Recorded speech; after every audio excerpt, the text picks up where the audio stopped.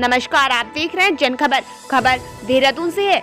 नोटबंदी की चौथी वर्षगांठ पर कांग्रेस ने प्रधानमंत्री नरेंद्र मोदी को घेरा और प्रधानमंत्री के 4 साल पहले नोटबंदी लागू करने के फैसले की जमकर आलोचना की।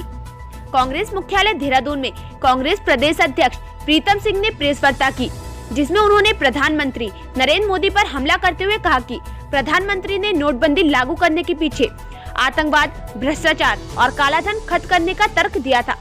लेकिन नोटबंदी के बाद भी देश के सामने ये समस्या आज भी बरकरार है। नोटबंदी से देश को कोई फायदा नहीं हुआ, उल्टा देश की अर्थव्यवस्था तबाह हो गई। देश के युवाओं का रोजगार छिन गया।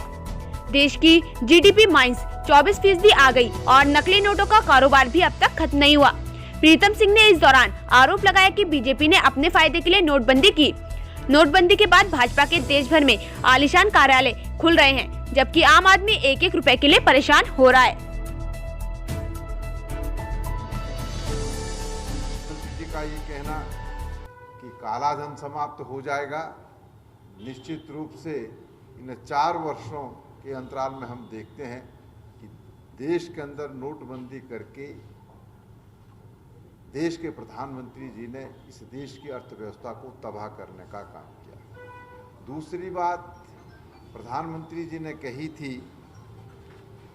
कि नोटबंदी इसीलिए भी नितांत आवश्यक है कि नोटबंदी के माध्यम से आतंकवाद पर जो है प्रहार किया जा सकता है, आतंकवाद को समाप्त किया जा सकता है। जो आर्थिकी मदद आतंकवादियों को मिलती है, नोटबंदी लागू होने से जो है वो मदद नहीं मिल पाएगी।